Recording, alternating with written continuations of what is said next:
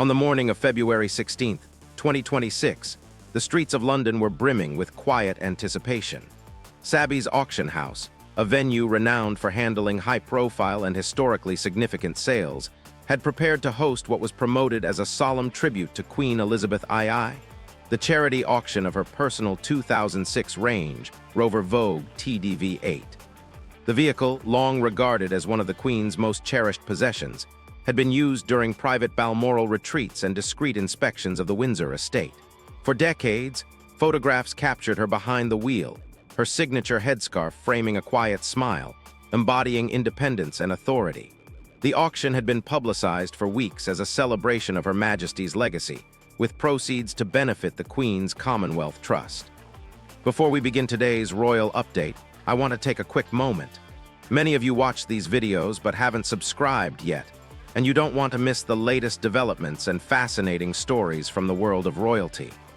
Subscribing is completely free and keeps you up to date as everything unfolds.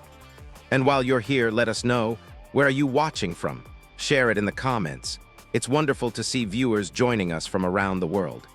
But mere hours before the event, a ripple of confusion spread among the staff. Phones went silent. Courtiers closed ranks. One message read simply, "Item 47A pulled by instruction of Clarence House. Legal review pending." The official press release, vague and carefully worded, claimed, "In light of recent developments, Lot 47A, the late Queen's Range Rover, will not be presented at auction today. We appreciate your understanding and support of the Trust's wider mission." To outsiders, it seemed procedural, but insiders knew something else. This was not a bureaucratic pause. At the center of the storm was Tom Parker Bowles, the eldest son of Queen Camilla from her first marriage. According to multiple palace sources, Parker Bowles had expressed interest in acquiring the Range Rover through discreet channels, intending to later donate it to a foundation he was quietly establishing in Camilla's name. On its face, the transaction could have been framed as a charitable act. But the optics of a royal consort's son attempting to acquire a vehicle so intimately associated with the late monarch triggered alarms.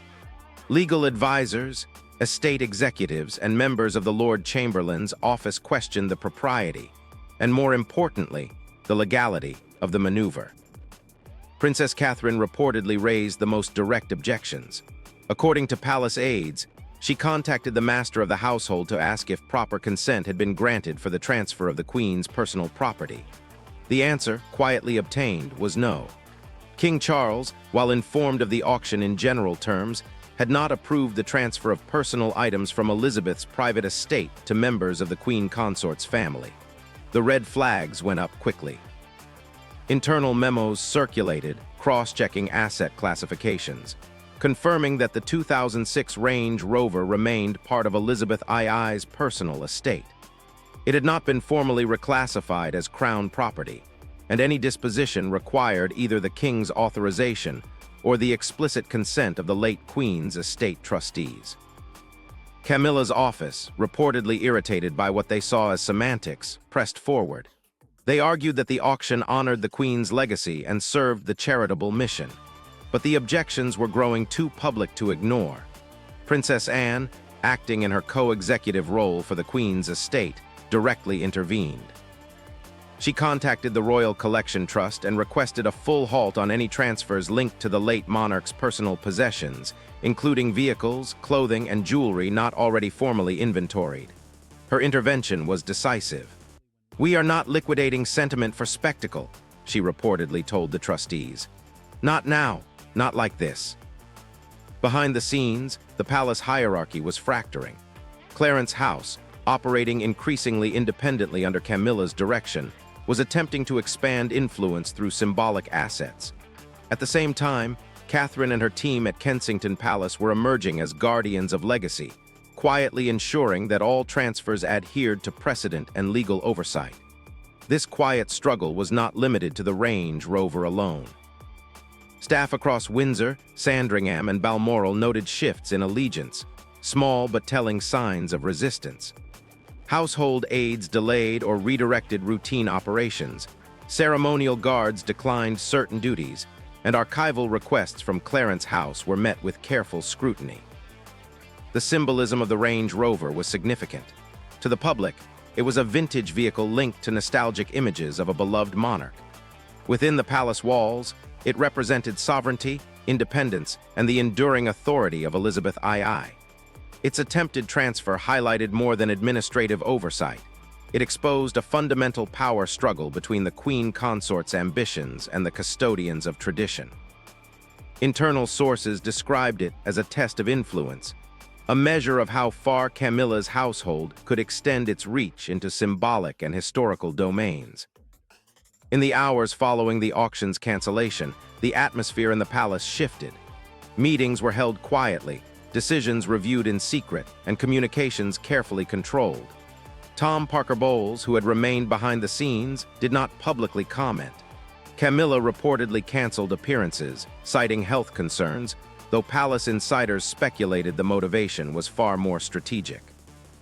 Meanwhile, Catherine's team moved decisively, ensuring the Range Rover's status remained protected under legal oversight, its legacy intact and untarnished by opportunism. By evening, it was clear that this was no longer merely about a car. It was a litmus test for loyalty, influence, and the preservation of royal legacy. The events surrounding the failed auction had illuminated the fractures within the House of Windsor, showing that authority was no longer absolute, and that symbolic artifacts could serve as battlegrounds in internal struggles. As aides whispered through corridors and archivists flagged unusual requests, one message became evident. The monarchy's strength had always rested on trust, and that trust was being carefully defended, quietly but unmistakably, by those who had served the late queen faithfully for decades. The 2006 Range Rover remained in secure storage, its future uncertain. But the implications of its attempted transfer would resonate far beyond a single vehicle. It had revealed a fault line within the institution, one defined not by titles or hierarchy, but by the moral and legal stewardship of legacy. And as the evening descended over London, palace insiders knew that the battle lines had been quietly drawn. The Range Rover, a simple object to outsiders, had become the symbol of a modern struggle for the soul of the monarchy. The morning after the auction debacle, the corridors of Windsor Castle were tense with unspoken confrontation. Palace aides whispered behind closed doors, noting subtle changes in routines and the shifting dynamics between Clarence House and Kensington Palace. Staff who had once moved freely between royal households now found themselves navigating a labyrinth of permissions and approvals, each request scrutinized more closely than before. At the heart of this growing friction was Camilla, queen consort, whose ambitions, once restrained by protocol and courtesy, now collided directly with the guardians of the late queen's legacy. Reports indicate that Camilla sought to leverage personal artifacts, the 2006 Range Rover included, to assert influence within the House of Windsor. Her strategy, according to insider sources, was twofold. First, to create tangible symbols of her proximity to the late monarch, and second, to establish a charitable network reflecting her personal brand within the royal framework. Yet the timing and methods of these maneuvers proved problematic. Internal advisors argued that moving items of Elizabeth II's personal estate without clear legal authority risked public controversy, scrutiny from heritage organizations, and crucially, the erosion of trust among senior royals.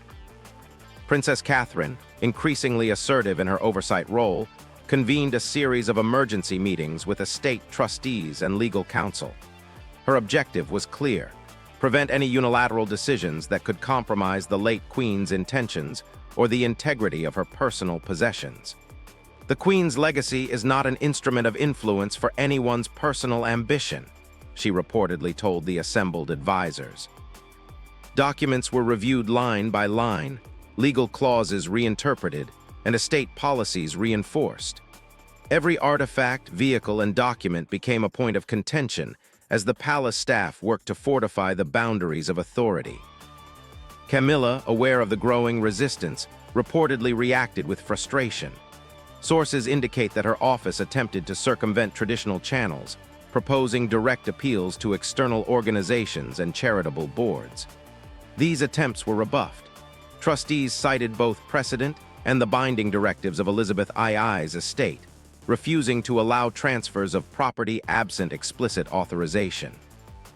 Aides described a pattern of escalating tension, informal requests denied, formal letters returned, and strategic initiatives stalled at every turn. The Queen Consort's staff was not accustomed to resistance of this magnitude, and the pushback had visibly unsettled the inner workings of Clarence House. Meanwhile, Tom Parker Bowles' involvement remained understated but influential. Though officially uninvolved, his proximity to Camilla made him a critical node in the unfolding drama. Conversations in the upper corridors of Windsor hinted at private consultations, where the former aide attempted to mediate, reconcile ambitions, and avert a public scandal. Yet, his efforts were complicated by the assertive posture of Catherine and Anne. Both women, leveraging authority established through Elizabeth II's directives and legal stewardship, emphasized continuity, responsibility, and the symbolic importance of maintaining royal integrity over personal gain. The fallout extended beyond immediate personnel. Within the broader royal network, whispers spread across Sandringham, Balmoral, and Buckingham Palace. Household staff reported heightened security measures, restricted access to archives, and an unusual degree of oversight over communications. Even ceremonial duties were affected. The presence of courtiers at private functions became selective, invitations carefully vetted, and guest lists subject to last-minute scrutiny. These operational changes, while subtle, reflected the underlying strain, a monarchy in which internal power dynamics had shifted, revealing fractures previously hidden beneath the veneer of protocol. Media speculation began to mount. Though official statements remained neutral, reporters noted the canceled auction, the absence of Camilla from public engagements, and the visible presence of Catherine in leadership roles. Analysts in London's tabloids speculated on the implications of a palace divided, highlighting the tension between the consort and the custodians of legacy. While public commentary remained cautious, social media amplified every subtle move, framing the Range Rover saga as a microcosm of a broader struggle for influence and authority. In this climate, trust became a rare commodity. Advisors who had once moved freely between households now chose sides cautiously. Decisions previously delegated to aides now required approval from multiple layers of oversight. Legal memos proliferated, emphasizing the consequences of unauthorized transfers of personal property. The atmosphere grew palpably tense. Even routine operations were approached with an awareness of scrutiny, a sense that any misstep could be amplified, both internally and publicly. By midweek, the strategic implications were clear. Camilla's attempts to assert influence through symbolic assets had been contained, but not without cost. Relationships within Clarence House had become strained, alliances fragile, and a sense of vigilance had permeated the palace. Catherine and Anne, in contrast, emerged as steadfast guardians of continuity and order, reinforcing the principle that legacy could not be leveraged for personal or political gain. Observers noted that this episode would likely set a precedent for future disputes, signaling a more assertive, legally informed approach to the management of the Queen's personal estate. The Range Rover, once a mere vehicle, had catalyzed a deeper understanding of internal palace dynamics. It was a test of loyalty, authority, and procedural adherence, a symbolic battlefield where personal ambition clashed with institutional guardianship. The fallout, while contained, underscored a crucial lesson. Even the most seemingly mundane artifacts could become instruments of influence, capable of shaping relationships and defining boundaries. And as Windsor Castle settled into an uneasy routine, the reverberations of the failed auction continued to ripple through the halls, reminding all involved that oversight, legality, and legacy were paramount in the stewardship of monarchy. By the second week following the auction controversy, the story had moved beyond the palace walls and into the public sphere, igniting a media storm that compounded the internal tensions. Tabloids seized on the narrative framing Camilla's ambitions as a breach of trust and portraying Catherine as the vigilant guardian of the late Queen's legacy. Headlines alternated between dramatic proclamations and subtle insinuations. Range Rover scandal shakes Windsor, Catherine steps in as palace guardians, and Camilla overreach sparks internal friction. The public, fascinated by the intersection of tradition, power, and personal ambition, followed every detail with fervor. Royal correspondents, stationed in London and across the UK, reported in real time. Social media amplified every development.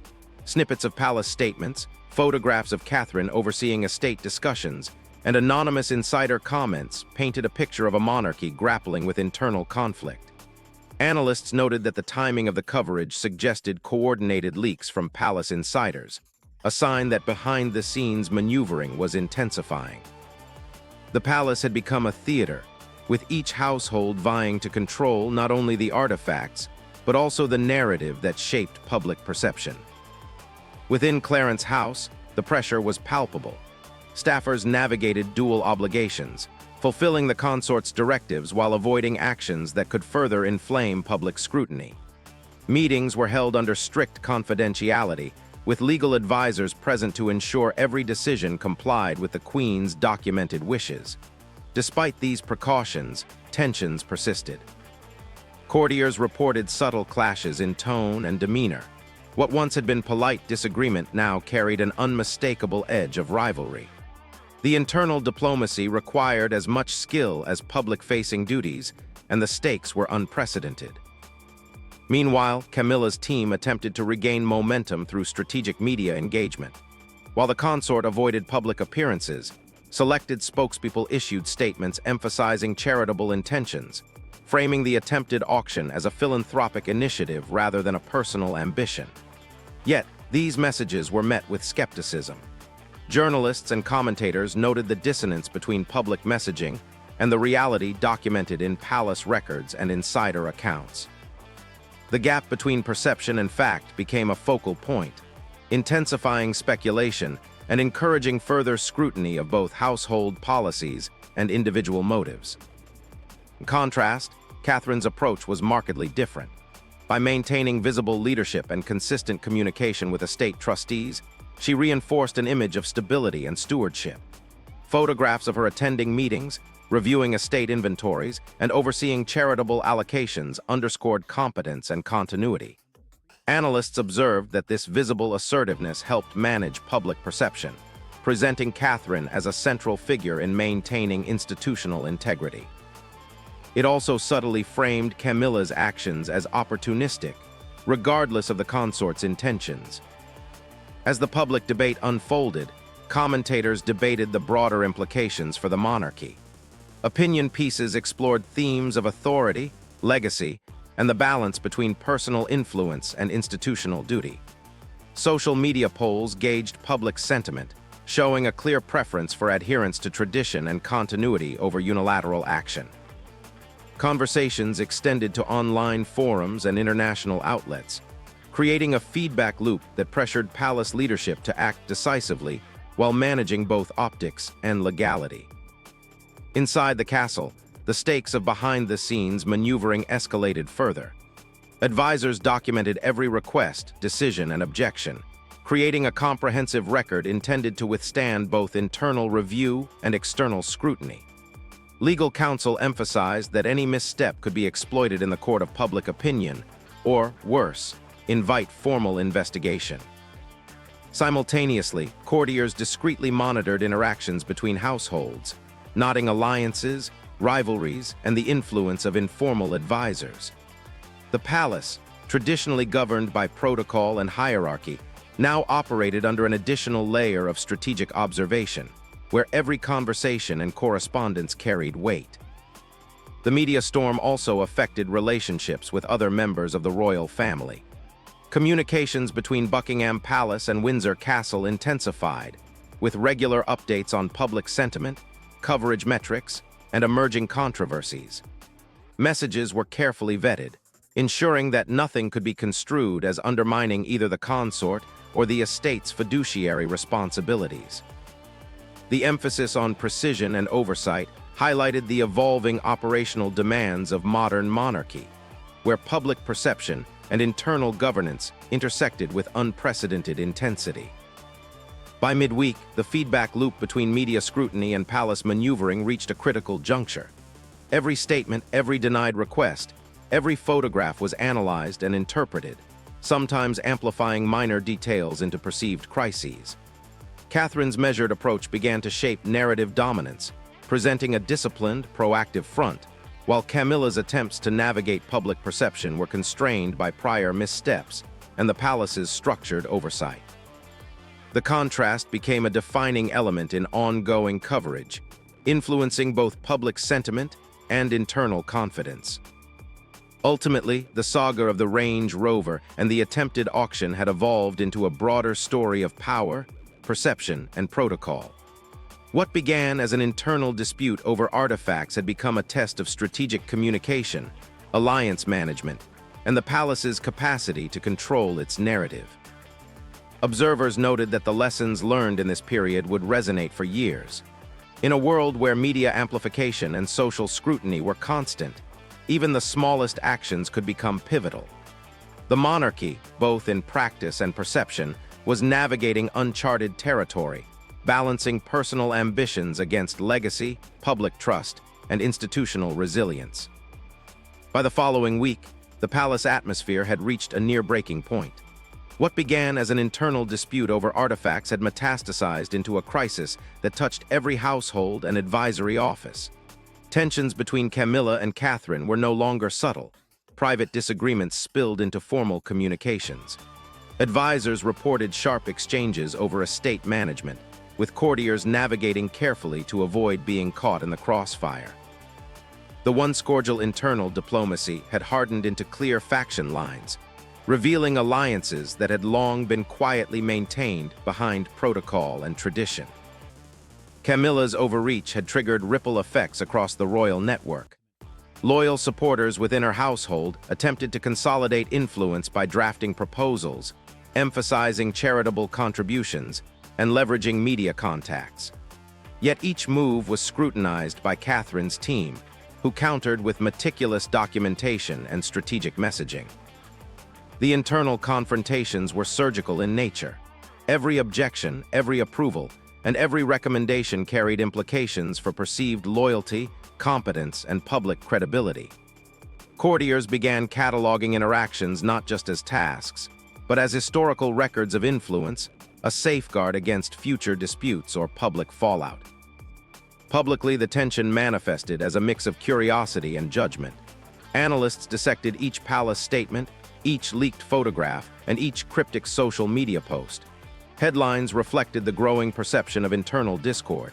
Windsor families clash over legacy. Catherine's firm hand counters consort's ambitions, and palace alliances tested amid Range Rover controversy.